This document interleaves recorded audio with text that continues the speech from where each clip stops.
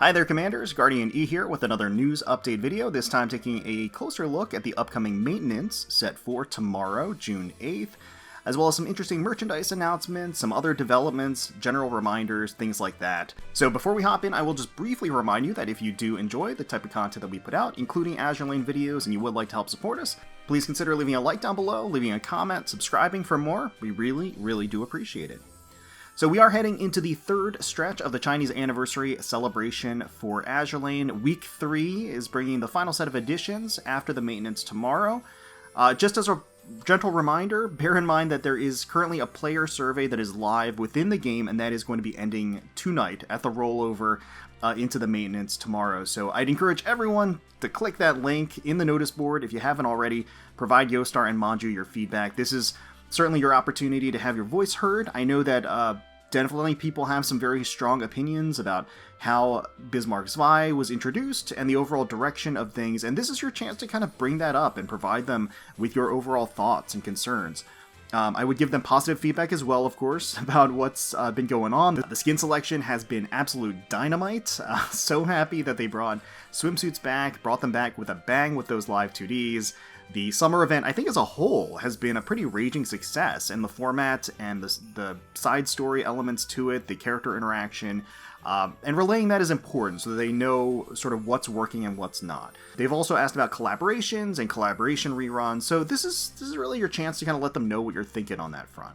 Now, after the maintenance ends, we will be getting the Soaring Apsaras little event that will go live, bringing a new free skin for Haitian, so that's a very nice surprise.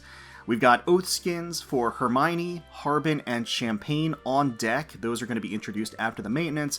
And of course, to celebrate those, they are going to be releasing a double ring pack in the shop. So that is going to be 2 Oath rings at a discounted price of 980 gems. They're also going to be dropping the game lobby that they announced during the Chinese live stream, which requires Commander level 30, and effectively there's going to be a rotation of mini-games in there, and this is just a fun way for them to catalog, archive, and allow us to play the little mini-games that they've added over time to the game, so that's really great. Now, as I understand it, you're going to get game coins, a currency that you'll get free each week, and you'll be able to use those to earn tickets within the various mini-games to purchase weapon and gear skins. So it's kind of like a real arcade when you do, a whack-a-mole or whatever, a skee ball, and you get the tickets, you go to the counter and redeem them for a little prize. So it's a really clever way to kind of capture 2 birds with 1 stone, bringing back the minigames and also bringing back maybe older weapon skins in a more achievable way for newer players. They're also adding these new weapons to the research, so bear that in mind. They're going to be making some additions here. Very nice. As far as quality of life changes, they're actually removing the 10-ship limit to the retiring screen, so now you can actually just select all of the ships that you want to retire in one fell swoop without having to reopen the window every single time and retire in 10-ship batches. That's very nice. And you can select up to 40 equipments when discarding as well, so that just kind of streamlines that whole process so you're not like doing things over and over again, which is quite nice. They also announced that they're adding some tweaks to the live 2D as listed here, including a supposed new animation for Anchorage, so definitely be on the lookout for that, definitely hype about that. They keep making all of these changes and improvements to an already all-star set of incredible skins, so making them even better, which is amazing.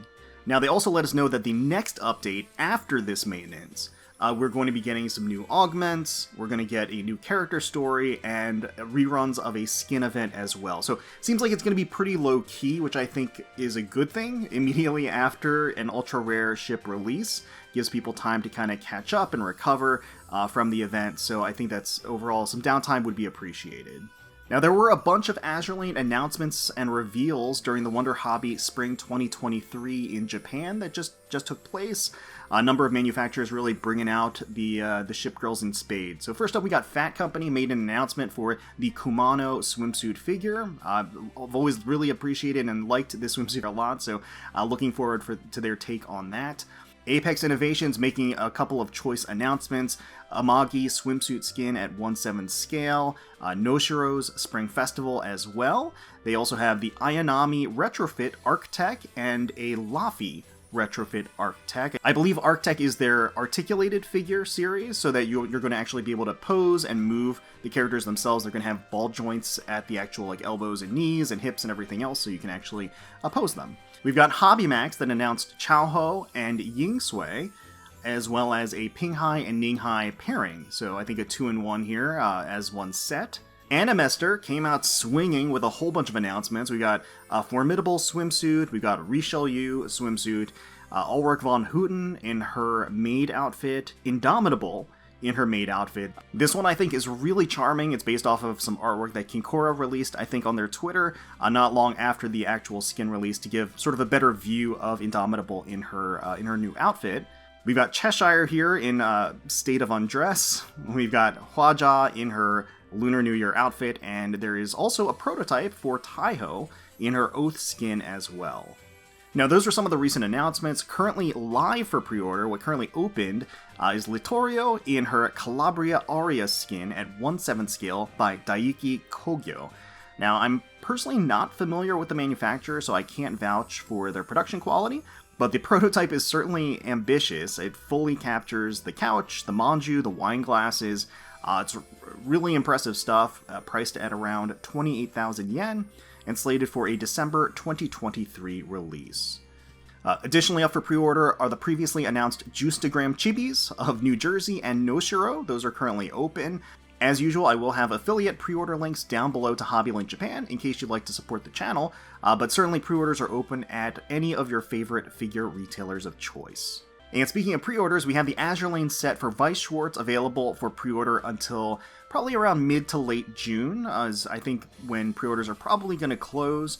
I touched upon this before when the set hit in Japan, but for those unfamiliar, Weiss Schwarz is a trading collectible card game that's been going on for around 15 years strong by Bushiroad. Features a ton of different intellectual properties as various sets, and so the card game almost acts as kind of one giant collaboration. You have things like Avatar, The Last Airbender, you have Attack on Titan, Chainsaw Man, Quintessential Quintuplets, Kobayashi's Dragon Maid, Guilty Gear, and of course Azur Lane. So it is set for an October 2023 release, and again, pre-orders are currently open for the English release of this set. Now, just a quick PSA and a word of warning to those unfamiliar with Weiss Schwarz and are interested in picking up this set. It has very specific drop rates and rarities per case. So a case is 18 boxes. And without getting kind of too far into the weeds here, some of the most coveted cards, the signature cards, the SPs and the SECs, are 4 per case in the Azur Lane set, which means you'll have 4 of those cards distributed across 18 boxes in this case. Now, what that means is that some more unscrupulous individuals could potentially open a case and open boxes until they found all 4 SPs, or if they're lucky, an SEC, and then sell the remaining dead boxes on the aftermarket that have a 0% chance of having an SP. So bear that in mind. I'm not saying that retailers or vendors will do this at all to sell these searched boxes, but I'm just advising that just make sure that you trust whoever you're purchasing from. If you are buying loose boxes, just be wary of certain marketplaces like eBay. Just, take caution. So yeah, just a little word of warning. I myself am probably going to spring for a case. I've been really looking forward to this set a lot. It's just features obviously the gorgeous art of Azur Lane, and the cards themselves are beautiful with the foiling, the signatures, the texture of the cards themselves too, which is really, really nice stuff. But yeah, that is going to wrap it up for the news update for this maintenance tomorrow, as well as just some miscellaneous Azur Lane stuff that's out there. Let me know in the comments below what you're most looking forward to with this final week for the Confluence of Nothingness event and all of the other celebration mini-events that are coming alongside it. Hopefully you all enjoyed the video. If you did, please feel free to leave us a like, comment, and subscribe to the channel for more Azur Lane content. We thank you all so much for watching, for taking time out of your day to spend with us. We really do appreciate it. And until next time, let's protect those waters.